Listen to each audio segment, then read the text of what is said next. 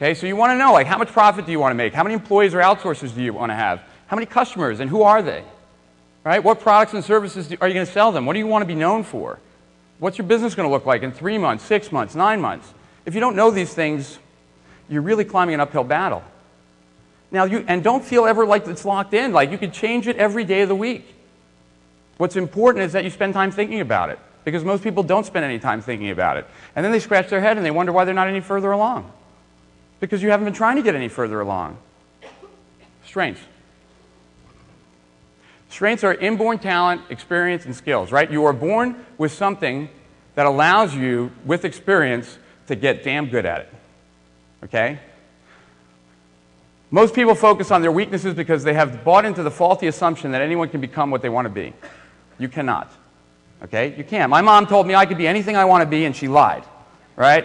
I tried to get on American Idol, and they would not let me. I tried to get on So You Think You Can Dance, and they would not let me. And I don't think, no matter how much I practice, I'm going to get on either of those shows.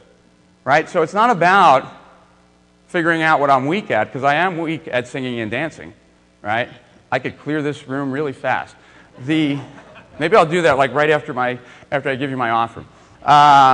It'll seem like there's this huge crowd running out, and all the other speakers will be like, "Holy crap, Rich is good." But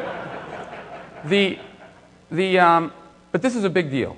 This is really a big deal, because most people they struggle in an area and they think the key to success is getting better at that area, when really that's the biggest waste of time.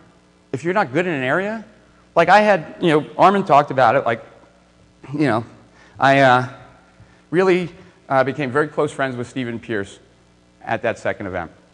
And Stephen was great at search engines at that time, right? He had a whole book about it. He was really good at seeing patterns. He was coming from the trading world, so it's all about recognizing patterns. And he's my partner. He's giving me all these inside secrets that he's not even sharing in the books, like, secrets to riches.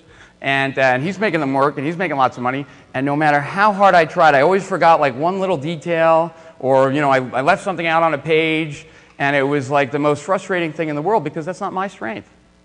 I was trying to do something that I'm just not really good at. And as long as I tried to do that, I didn't get the kind of results that I've been accustomed to. Because before that, I had just naturally gone into areas where I either had a strength or I used a strength to win. But you know what? Like, knowing what I know about myself, there's nothing I can do to win in a search engine game against search engine optimizers. I can hire one, but I'm never going to be a great search engine optimizer. I'm not a detail thinker, right? I mean, I can hyper-focus for a short period of time, but I cannot, it's not, a daily detail is not my strength. So I'm not going to be great at search engines. And as much as I try, I'm going to fail.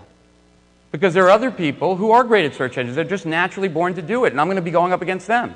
And they're going to kick my butt every day, and I'm going to really struggle. I'm going to try really hard, but that does not build success. That builds mediocrity. I mean, if you ever saw Dead Poets Society, you saw that Robin Williams was a very unique teacher. Right? He had a great sense of humor. He was able to pull things out of people. What if he tried to be like all the other teachers? What if they said, your sense of humor is really good, but your discipline is really poor? You really need to get stronger on your discipline. Would he be a better teacher, or would he be a worse teacher? He'd be a worse teacher.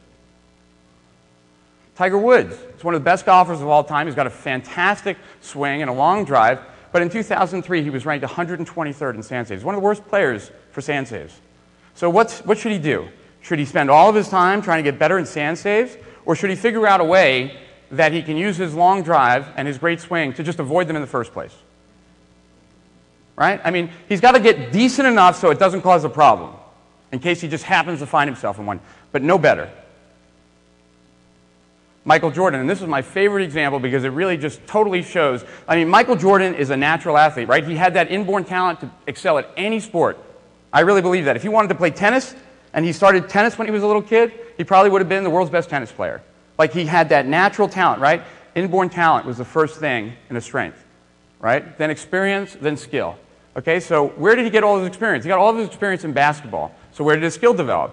Basketball, right? So where did he become the world's best? Basketball. Where did he not become the world's best? Baseball. He's still a great athlete. He's probably better than any of us would ever be at baseball.